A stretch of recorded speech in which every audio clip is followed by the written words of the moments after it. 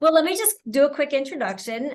This is Marie HoffMan, as you guys all know from the advertisement and from the name on her screen there. So I always like to share why I chose certain people to be on the Zooms, because I do spend a good amount of time thinking about it and trying to find people that I think will be very inspirational and that are going to be good at sharing.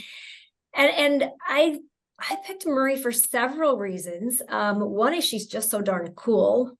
You guys will figure that out. She's super cool, and I love that about her. And she's, I think, one of the people that has learned how to live life to the fullest and do real estate at the same time. And I know a lot of us, like, it's a struggle. The balance is a struggle. And I feel like Marie's got some really good things that she can share with us about having balance. I also picked her because she's a crazy cat lady, just like me. I have four, Marie. I have four. Okay. I shouldn't admit that here. That's not probably appropriate. Now people think I'm nuts, but yep. So that's important to me. She's an animal lover, which is awesome. And she's also part of Gary's top team. She's been doing this for over 20 years, and she's just a rock star. So that's Marie. And thank you so much for joining me. Oh, my pleasure. I had my coaching call this morning with our mutual coach, and just was very excited because you are one of those people that I don't feel like we spent a ton of time with, but when you have this immediacy of loveliness, which you have, and I really think it was a year ago at Mega Camp at that little mixer, and it's like in a movie, time stops, and there's just the close up on the two people. It's like you just had this like little sunshine aura. And I was like, I really like her. I have a good sense of who people are very quickly. So I'm just honored to spend the time with you. And there's so many of you here. I do a lot of Zoom, like guest speaker at a meeting of a team meeting. So there'll be 7 people or 10 people. So apologies that I can't focus on each and every one of the rest of you. So, but just know that I'm thinking about each of you and hoping that, one thing that I might share resonates in your heart that helps your day. I love that. Thank you so much, Marie. And I'm glad that we met at that mixer a year or so ago, whenever that was. Great people like you. This is what, for me, makes real estate, so special and something that I love to do every day. So welcome and thank you. You almost got me tearing up here. It's okay. Anyway, so let's jump into Marie. Tell us about you. Tell us about your history. You've been doing this a long time. So what did you do before and how did you get into real estate? Let's see. It's funny. I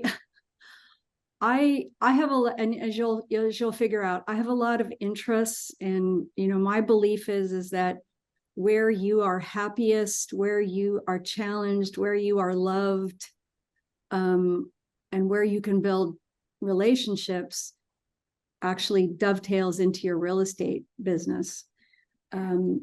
So I did a speech. It was so funny because I don't think of myself as inspirational. I'm very hard on myself. And I was asked by this group of women that I did not know. One of them had heard me speak at a garden lecture that I gave. And she says, we want you to come and inspire us at our meeting. And I stood up there and I went, the older you get, tell us about your life. And I thought, wow, the older you get, the longer your life story is. So when you ask that question, what did you do before? It's interesting let's say when I was 30 or 35, my story was, was a lot about surfing because I started surfing when I was really young. And then it was about running track and cross country at San Diego State. And then it was living in Hawaii. I mean, like there was like a compact story. So I would say that my careers that I've had have all been sort of accidental. You know, I was not one of those kids that I was going to be a doctor. That's really what I wanted to be. And then I met Jacques Cousteau and I thought, wow, I'm going to be an oceanographer. So neither of those things did I do. I graduated from college with a degree in business because my parents got divorced and the money stopped, the support stopped coming in. And so medical school kind of went the wayside. I ended up running a plumbing company for about 9 or 10 years because I married a plumber.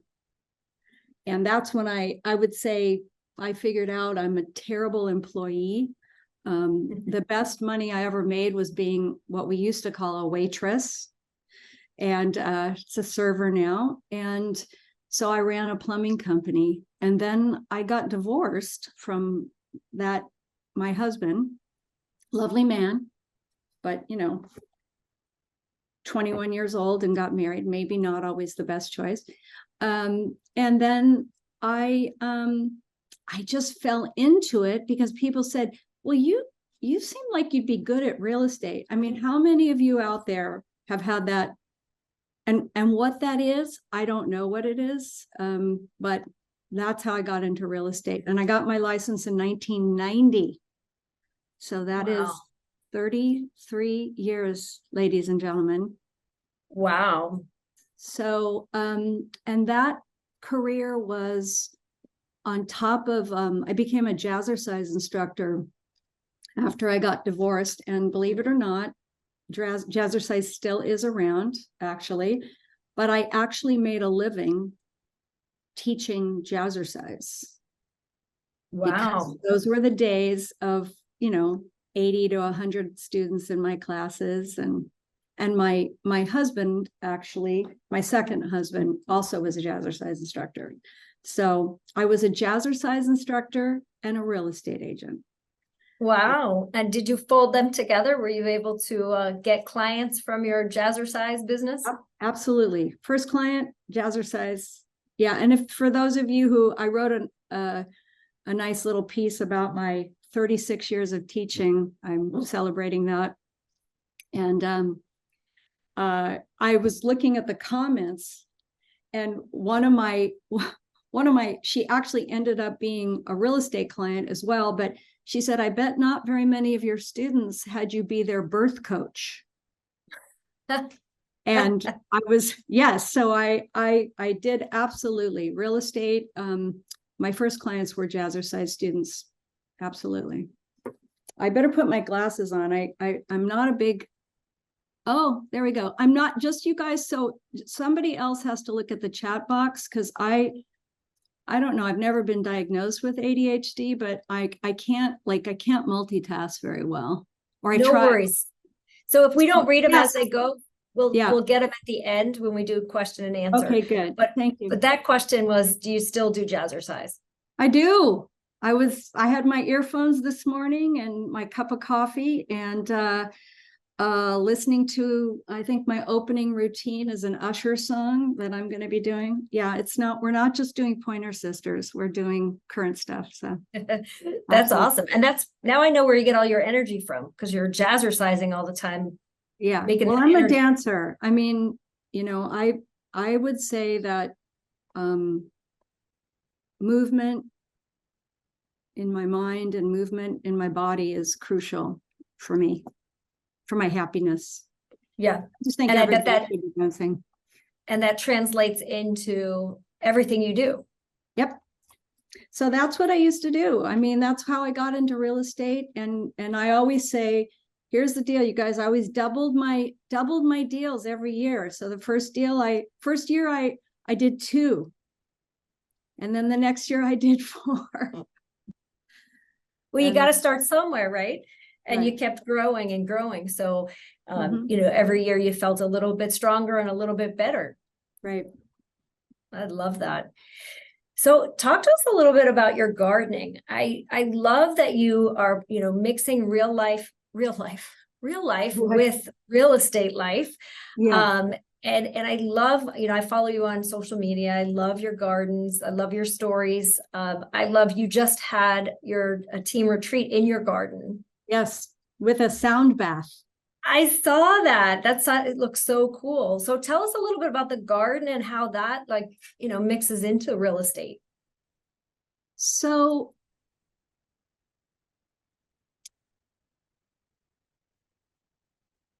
I truly believe in my heart of hearts that being a real estate agent is one of the most privileged jobs you can have. And the reason is you are intimately involved in people's lives. And trust is the basis of any relationship. In my book, I mean, you can say, achievement or winning or whatever, but I'm a big sports fan. I believe that if you don't have trust built up in a relationship, you aren't going to be able to go through the hard times, whether it's a marriage or a real estate transaction. And the way I think you build trust is, it's not like, hi, please trust us, we're the #1 real estate agency in the whole South Bay, blah, blah, blah, blah, blah, top 500, all of those accolades that we can, put on a plaque. The gardening, the surfing, the dancing, my love of animals, my willingness to pick up the phone at 8:30, which was last night, and talk to a client whose son is a drug addict and living in her house that she wants to sell. Those are all based on how I'm out in the world doing what, when I crawl in my sheets, and I'm not alone, there are 2 cats on the bed with me, is connecting to things that I just feel good about doing first thing in the morning or at the end of the day. So for me, as a little girl, I loved nature. I loved having my hands in the dirt. I loved being in the ocean. So that has not changed for me. And the gardening is something that, do you guys ever think about when someone compliments you for doing something? It might be something like, oh, your house is so comfortable, or you throw the best parties, or you always look put together. There's these sort of offhanded comments, and then you think, well, I don't really try to do that. It's just who you are.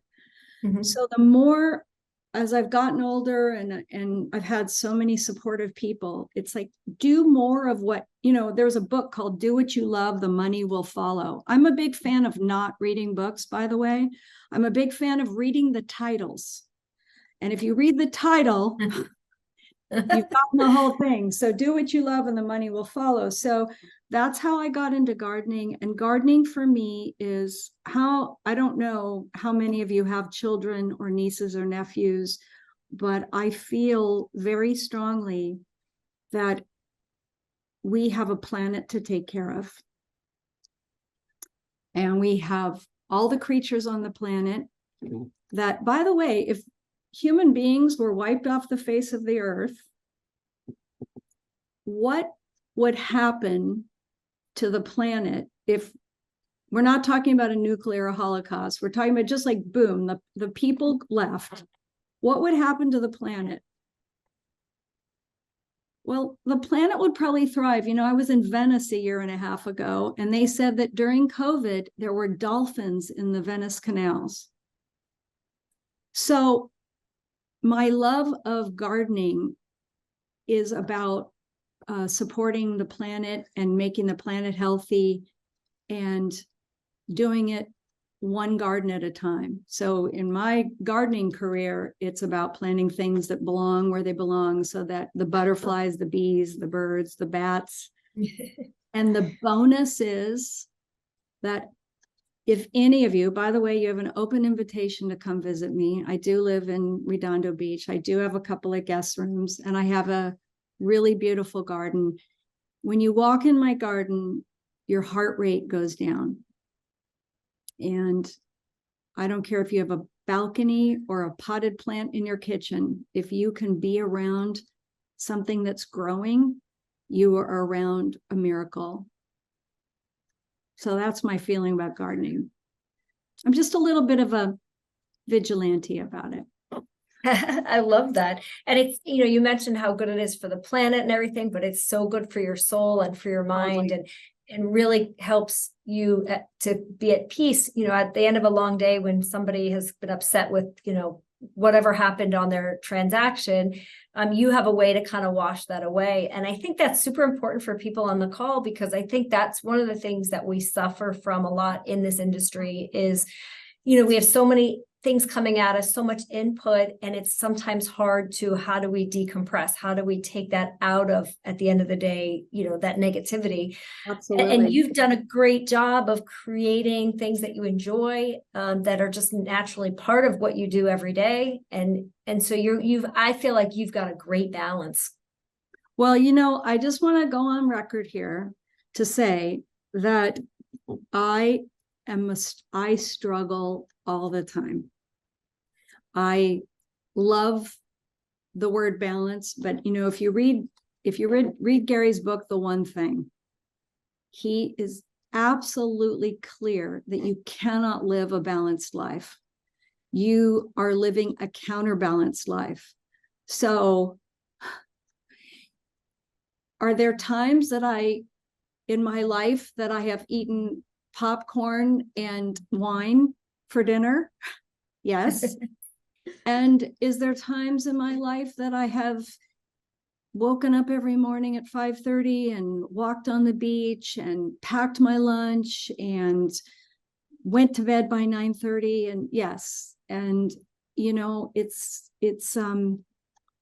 is a counterbalanced life with, and quite often I would think that, Anna and Lasagna and Crystal and Omer and all you guys that are all across the country, that, we do wake up and go, oh, I am going to start working out, or I am going to take that walk, or I am going to remember to kiss my husband, wife, partner, whatever. So, yeah, but thank you. And it's always good to be around people that see the best in you, and don't be around the people that don't, if you can help it. I agree. So tell us a little bit about how you folded. I know you told me a couple stories about how you folded the gardening into real estate. I mean, I think that for the people on here, not probably there's, maybe one or two gardeners on here besides yourself, but this is something that could apply to them in whatever it is that they do, whether they are, going to the gym or going to, a pottery class. They could use the same philosophy similar to what you did. So talk to us a little bit about that. Yeah, was it Mega Camp? Mega Camp, we had a guest speaker, and his book was called Leadership and the Art, Surfing and the Art of Leadership. And I'm sure there are people on here that have something they're passionate about. So just take a second and just think about that thing that you're passionate about. Your animals, your golf, your grandchildren, something. That feeling, if you just think about that feeling is, however you want to label it, it's connected, it's happiness. And what people are attracted to, it's I want something that you have. I want something that you have. I feel like you're confident and I can trust you. So that with I mean, it's always sort of mysterious to me. In fact, my partner said to me the other day, I go, oh, I'm having so much trouble like coming into the office and sitting down. And I hate sitting down. I mean, I am sitting down right now, but I like to move around. I want to be out with people. And that actually is when I'm not pretentious. I'm not do not ask me to door knock. But I will talk to almost anybody in a room. And what I want to do is have a conversation about them. And I will say this over and over and over, is that everybody, including me right now, has a sticky note on our forehead that says, make me feel important. Look at me, see who I am. And so when I am filling myself with gardening, with surfing, inevitably, I feel generous. I feel like I can be there for people. And I mean, you can raise your hand or not. A lot of you guys are blacked out on your screens, but I mean, raise your hand if you ever feel angry and resentful. I mean, oh my gosh, right? And it's because you are sacrificing yourself by not doing what you really love. When you can do what you love, the 80-20 rule, we all know, so we have probably the best database that I've ever dealt with, which darn it, Zillow just bought them. So that really pisses me off, but I'm there too. Yeah. So, but the work that we do that may not be the most fun, like, oh, I'll put that into the database. I'll put a follow-up task, I'm sitting here, this is, I got old school here. This is my Franklin planner. And I've got my other things that I'm trying to balance everything off, is that, put the big rocks in, and what those big rocks are should feed your soul. And I promise you guys that your business is going to come from being around people and building those relationships in those things that you love to do. And that all you have to do is just turn and say, this person's dropping their kids off at the same time my kids are. I don't know how, all your ages. Oh, hi, Mahogany. It's good to see your little name up there, my badass friend. Yeah, like those relationships that you're building are actually, they're not the throwaway moments. They are where your business is going to be built from. So I was I'll tell you an interesting story. So those relationships that you build, you actually don't have to constantly be feeding them. When I go on a listing appointment, it's 2.5 hours. And when I have a buyer consult, it's probably an hour and a half. Because it's an expectations conversation. It's a getting to know you conversation, because we all know that a real estate deal does not always feel smooth.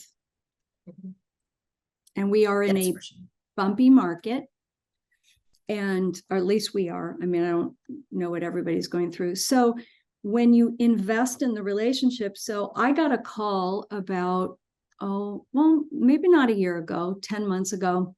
And that call came from a woman who actually had to work pretty hard to find my cell phone. And she said, oh, Marie, it's, Jane Smith. And she's like, I've decided I'm going to sell my house. And I always knew you'd be my real estate agent. And I thought, okay, don't recognize the name. But she said, it's been a long time, but I'm one of your jazzercise students. Oh, yeah, it's been a long time. It's 20 years. Okay. Wow. And she went on and we were talking, and one of those long conversations, and many of you know this, but my husband died suddenly 4 years ago, and it turns out her husband had died. So we had a connection there. And we ended up talking, and the long and the short of it is that I was like I wasn't the quarterback, because Laura on our team ran that deal, the listing, and then Tara on our team actually sold her a house. The sale on the listing, which we did after she bought the house, was like 1.4 million, and then the house she bought was $2.3 million. Nice. So you can add that up. Somebody's better at math than I am. And the key was that she just said, I just want to talk to you on a regular basis, because I was able to talk to her about the feelings that were going on. And then the team, because there is no I in team, the team consistently performed to make the purchase happen. And Tara just worked her ass off showing her property, and Laura did the listing, and I stayed out of the kind of the day-to-day pieces of that. But to this day, I mean, she came over to our VIP event. She's coming to my jazzercise party I'm having. And she invited my boyfriend and I over to dinner a few weeks ago. And we were hanging out. So, and she's referred 2 other people to us. Mm-hmm. So that just gives you an idea of who you are and how you impact people. Yeah, but that was not just who I am, but how each of us is. How each of us, nobody's going to be my style, you know? I mean, however Tracy is, and a Roberta or a Joaquin or Pamela is, you guys have your own style. But if the one thing you come from out of this little conversation that we're having, and I truly wish I could, see each and every one of your faces and just go, you are amazing. You have something that you have a multitude of things that nobody else has, and you won't be the cup of tea for everyone. Find how you feel the most authentic, build those relationships, build a team around you that can infiltrate the gaps, because we have them. And how can you build those relationships one person at a time? Because here's the thing, if you are trying to circle call around a listing and build relationships, it's not to say that isn't a worthwhile adventure, but if you spend quality time with the people in your world and help lift them up and present yourself as a real estate agent, it's like, I'm not shy. I that's what I do for a living, So that is the way that you build a bulletproof business. Mm-hmm. Because in all of the things that are going on, buyer's side commissions and all of that stuff, your value is in the relationship, the negotiation, and the achievement. You are the captain of that airplane. And your job is to take those people on that journey in the best possible way you can. And trust me, there is going to be weather. There are going to be jobs, right? So how are you facing up to your failures? How are you inspiring yourself? And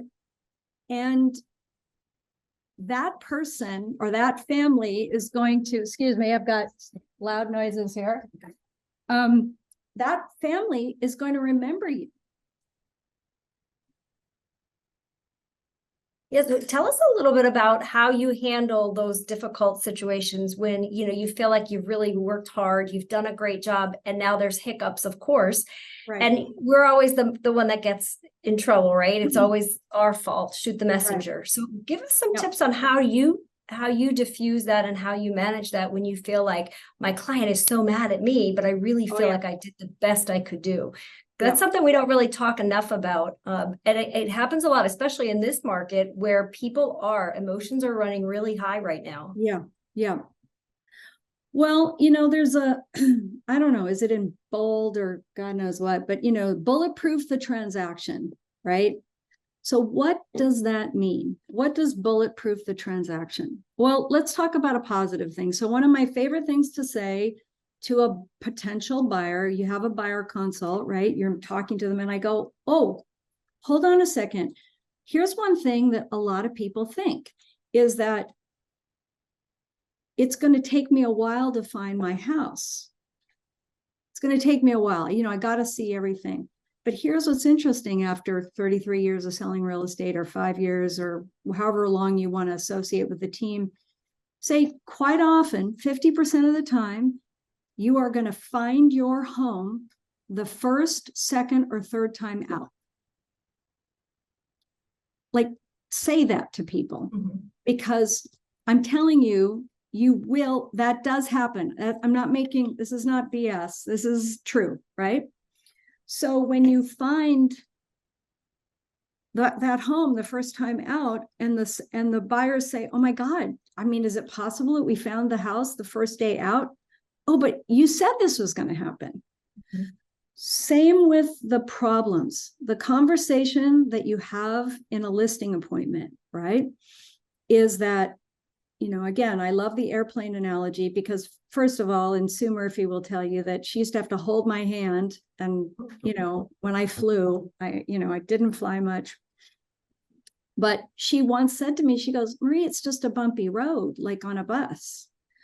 So if you have the expectations, so here's my philosophy about the bumpiness. So price is everything. Pricing a home is everything. So at the very beginning of a listing appointment, you may not be putting that house on the market for a month or 2 or 3 months or whatever.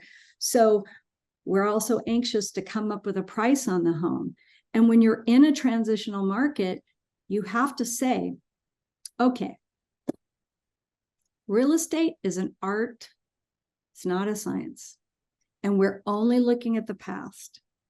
So the solds right now may not be they aren't our best indication of where the market is going. And even if we price this house right where we think we're going to get offers on it, we might be wrong. Mm-hmm. And what I promise you is that we are going to have a conversation, and it depends on your market, within the first 7 days, 14 days, 30 days, however your market works. And we are going to make an immediate adjustment because, now this is my style, because I cannot go to bed at night knowing that we didn't do the right thing, which is to adjust the price on your home so that we can get you the most money and get you to your grandchildren, into your ocean view place, into your second home, whatever that is. So do I always do that? Am I always in the position to do it? No, because I'm not always that person that's having that conversation. But I think that's one of the biggest things. And then the other little... And I liked, Marie, I like the way you phrased it, where you said, I'm trying to help you get there. A lot of agents are afraid of the price conversation. They don't want to ask for the price reduction. They feel like they are being mean in some way, asking for it. But the way you just described it, I hope all my agents on my team were listening to that, because it's true. We're doing them a disservice if we don't have the pricing conversation, if we don't get them to where they need to go. So sometimes it is hard. They get upset, they get mad.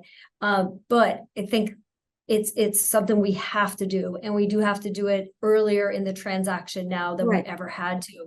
And at the listing appointment, set it up. Absolutely. And you know what? It's kind of like, if you have something in between your teeth and you're smiling and you go, or lipstick on your teeth, or I was going to say you haven't taken a shower and you stink, whatever, isn't it wonderful when somebody's, or you have a tag that sticks up in your back and I'm a very physical person, so I will tuck a tag in to a stranger, but I'm just saying, you're so appreciative of that. There might be Mhm. like a quick bit of, oh my God, how long have I been talking with the broccoli there? But how can we be vulnerable and honest? Because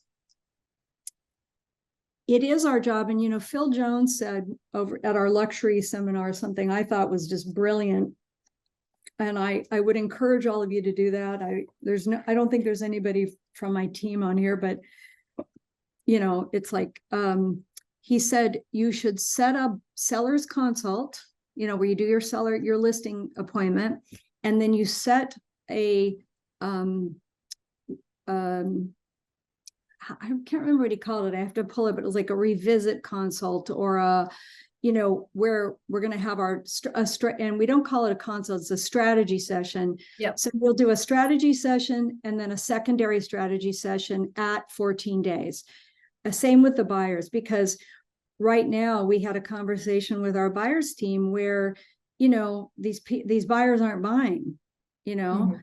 and it's, a month or 2 months or 3 months or whatever, and you're driving people around and, they're not buying anything. Well, why not set a secondary strategy session 30 days later? How are we doing?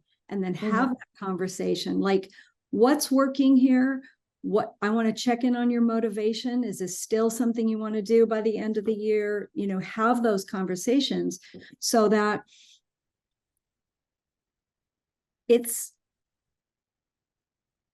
I never knew what the term ghost meant, like when someone ghosts you. Yeah.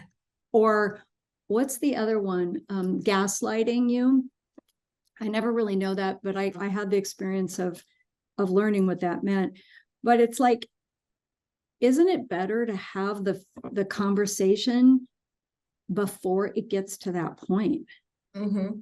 Mm-hmm. And so we dread those pricing conversations, and then we're the bad guy. Right. But if we set it up ahead of time in the listing appointment or at the first consultation, then they know what to expect. And we know we have a deadline. We have a deadline of we've got to get that information out there and ask for it, but we set it up ahead of time so they're not shocked when we go there. And you have to say at that appointment, you say, look, here's the thing. We are going to get your home prepped and staged. And as much as I love, I have 16 nieces and nephews. And if you come through my house, you will see photos of all of them. And my cats is a big, the big giant cat tree right there. So, you're going to see all that stuff, but you know what? We're going to take care of all the stuff we have control over. And you know what? If we don't have an offer within 2 weeks of putting your house on the market, we will be meeting, because we are not going to be the reason that you don't get to where your next spot is. Fill in the blanks. Love it. I love it. So, and listen, here's the deal. I hate it when people don't like me. I mean, I just know that I'm not a cup of tea for everybody, but I will. My husband used to say, he goes, why are you so worried about that one student who won't smile at you when 50 of them are? And I go, I don't know. I was probably born that way, but I think we do have to realize that we have to have the guts to tell people the truth. The truth. And if we don't have the experience, so if there's people on this call that maybe haven't, because we haven't been in a shifting market, at least again, that's what I would call it here, in 10 and 12 years. Right. So a lot of agents that are on here probably they've never been through a shift. They've never had to have price reduction conversations. If they started in the last couple of years, they don't even know. They've never been through it. So this is definitely the time to sharpen those skills, do the role playing with another agent, somebody that's been through a shift before. And, we're going to get through it. It's a little more challenging, but I think with the planning ahead that you're mentioning, and that we'll be much more successful at it. Well, when people are attracted to people that are taking good care of them. So if you guys are thinking about, well, God, how am I going to make it through this market? Well, you're going to make it through this market by staying focused on whatever how that circle is, and then building, we know feed your database. Well, what is feed your database? It doesn't mean I'm going to dump in from the title company like all the people that live in a zip code. It means building those relationships one person at a time. And what we learned at Luxury Symposium, which was really awesome, the articulation of having 5-star reviews for service. We have 5 stars on Google. So if you look up Hoffman Murphy Real Estate, we have that. People want the experience. They want to build memories. And here's the cool thing, that the crappy things that happen and how you come out of that are equally as important as being a superstar and having multiple offers or getting in the house and, all of that stuff. How you come out of a fight or doing something that you need to shift is equally as important as being a winner. Oh yeah, we got. Yeah. We definitely learn more from the failures and from the things we do wrong, because we don't want to ever do those wrong again. So sometimes we do have to go through those painful experiences, and but we won't make that mistake again usually. Yeah. So Maria, I'm going to open it up for questions at this time. I know we didn't really talk a whole lot about your actual business. I don't know if anybody wants to ask some questions like that, but I love what you shared with us, some of the philosophies that I think people can take back with them and actually implement. But let's go ahead and open it up for some questions. And Davy is hopefully here with us still, and she is great at reading the questions for us. Oh, cool. Hello, everyone. Good morning. Hello. Thank you so much for sharing everything that you did. That was great. We have more comments than anything. Let's see. So we have Crystal said expectations. It means if you don't have the conversation, I assume that's the pricing conversation she was referring to. So Crystal, I don't know if you want to unmute and make a comment on what you said. Or if anybody has a question about like what is the thing that is the biggest struggle for you, or if you, I know a thing or two, if 33 years, is that what we said? Yeah, 33 years. You definitely know a thing or two. Maya, you wrote something that I would love if you would unmute and just kind of express yourself and see if Marie can help you in any way with that. I don't know if Maya's still with us. Yeah, I'm here. Thank you.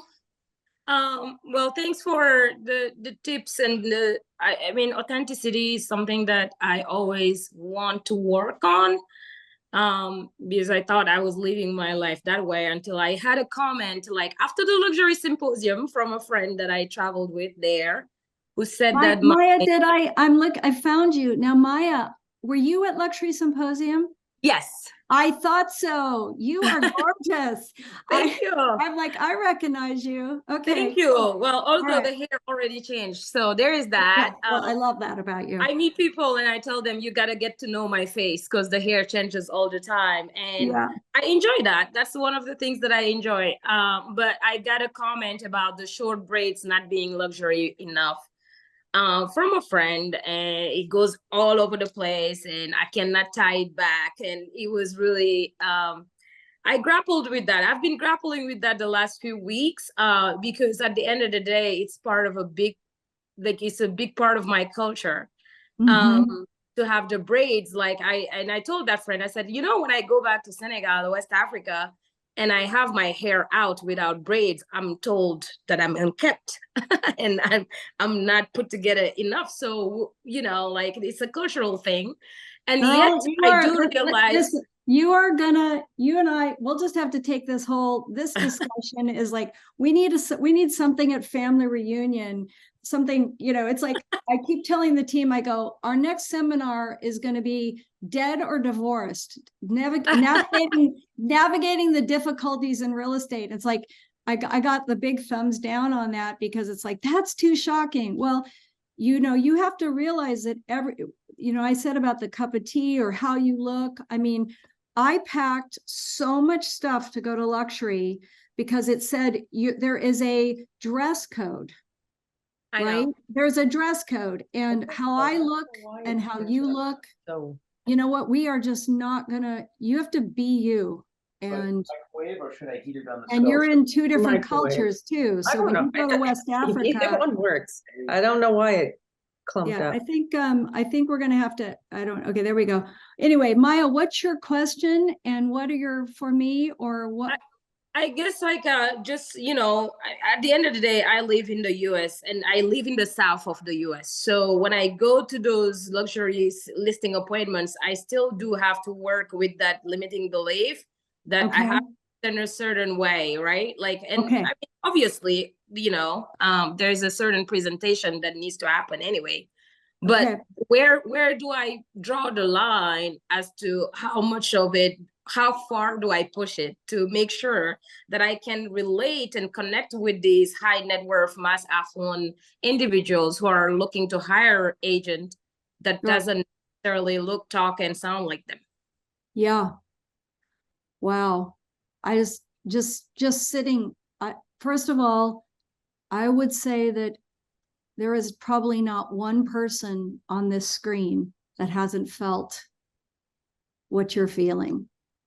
No matter what they look like, no matter what country, no matter the color of their skin, no matter their age, we all have an illusion of what success looks like. I mean, Maya, when I was growing up, I am 5'2.5". I've got, I am a curvy girl. I mean, trust me, no man has ever complained about that. But, I tried, I straightened my hair. I, starved myself. I mean, all of the stuff that we have this illusion of what is success, right? Now, you said something very interesting. You said when you go back home to Senegal, that if you have, that you might look unkempt with a certain style, because that's even a double culture, right? You're going to exhaust yourself. We're going to exhaust ourselves constantly, and our social media, our epitome of beauty, our epitome of what luxury is. I mean, Brady Sandall, who, led our luxury, and Caroline, I mean, these guys, Brady he's got beautiful suits and beautiful shoes, and, but I think you have to, when you feel good in your skin, right? Like, I threw this dress on because I'm a bold color print. Hey, listen, if somebody, I want to be comfortable and I want to feel confident and pretty. And I think you have to keep going back to that. And who you are inside is going to come out. Because if we worry about how we look all the time, now look, you can take good feedback from people. Yeah. I had a person on my team who I adore her. Well, she is built, and I'm just like, this is probably completely politically incorrect, but she's got, great boobs, right? And I told her, I said, look, when you go to a listing appointment or a buyer's appointment, I mean, I'm laughing at myself because I remember saying, I said, I can't keep my eyes off your chest, and I'm straight. So like, I said, it's that is getting in your way, because when you are sitting in front of people that you've never met and you have a husband and a wife, I promise you, the person that's going to be the most powerful person on that transaction is going to be the woman 95% of the time. So it's distracting in our culture if you have like a really low cut dress. So maybe not such a good idea. But I think I just want to zap over to you, Maya. You are gorgeous. You are powerful. I remember you. We did not have a conversation, but we exchanged a look at there, and I won't forget that. So you come from a history, a West African history that is it is a culture of powerful human beings, and you live and breathe on that and add your American world, and God love you. You're in the South, and there's a whole other craziness that we've got here. So just be you. Yeah. Thank you. Awesome, ladies. Thank you. So we had a question, and this is from David Lau. It says, I'm possibly pitching an expired listing next month, a luxury listing, and was looking for different approaches that could set me apart. Any ideas? Yes. Can I give you a little background on it real quick? Sure. Right, so, where are you? David. I'm in New York. Hi. Hello. Hi. First time here. Thank you, Sandra, for inviting me. Thanks for joining us. So I was told about this listing about 2 months ago. Somebody said, I have a friend who's selling a property. They really need help. Their agent's doing a terrible job. And I went to look at the property. I didn't want to interfere with someone else's listing, but the owner's father was there, and he said, they told me to call you because you're good. So let's take a look at the house. Now, the house is very nice. The photos are good, not great. They were a professional photographer. Mine is better. Okay. But, I kind of get this feeling, because they're both Jewish. She can't show on Friday during the Sabbath. She can't show on Saturday. So she's like very limited. And he just didn't feel like she was doing a great job. But on paper, she did all the right things. The photography was great. She had a floor plan. She had a, she had a 360. So if I go and I pitch these people, I already have my foot in the door because of the recommendation, but trying to see what it is that I could show him that she's not doing. Okay, so I'm gonna just jump right in there. 2.8, by the way. I'm gonna ask you to walk across the room in your mind, because you actually don't need to show them anything. You need to come up with the great questions for them, because you want to ask them why. What are their first names? Actually, it's the dad that I met. I have written down somewhere. Oh, you haven't. Okay. Yeah. Okay. I haven't met the owner. The owner is actually in Israel right now, which is a whole nother thing, So okay. So the owners. So when you sit down and you talk to the owners, the way that conversation needs to go is all about questions that you're going to ask them. It has nothing to do with you coming up with a better song and dance or, better 360, because we actually know that you can't change the location of a property, right? So you can't make it be on a quiet street when it's a busy street. The only thing that you can change are what? You can change. I always tell sellers the same thing. There's only a couple things you can change. Change your pricing. You can change the way the house looks, or you can change your compensation structure. Okay. Those are the things that you are in control of. The pricing, how the house shows, and your compensation. Like if you're only paying, 1% or 2%, maybe bump that up to motivate other agents to pay, to bring their people. I'm going to add one other thing, and you already said it, was the accessibility of the property. Yes, and that was his big issue with her. Okay, so the first thing you want to do is have a conversation with them and ask them, why do you think that your house hasn't sold? I actually asked him that when I was there. I'm not really sure how much I could ask because I don't want to interfere with this thing, but he did say that, she's most of the time when people want to see it, she's not around. Okay. So, but she's doing open houses every weekend. I've been looking. Maybe it's because she's desperate because it's about to expire, but okay, but I don't think necessarily we all that know. open houses Okay, sell houses. so do you have kids, David? I have 3. Okay, So how does it work when you tell kids to do things over and over and over again, and then they don't do it, versus when they actually come up with the way to fix it themselves? No, it feels great. So Right. I see where you're going with it. Yeah. You So want to I ask think him first, what yeah, his because what his recommendation is, right?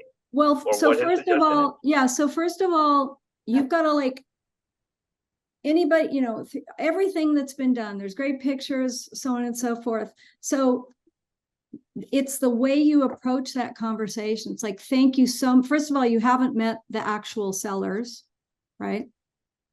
Right. Right. So, you know, you want to get to know them, you know, and you outline that conversation. So you go, so in this, thank you so much for taking the time to meet with me. I'd like to answer any and all of your questions.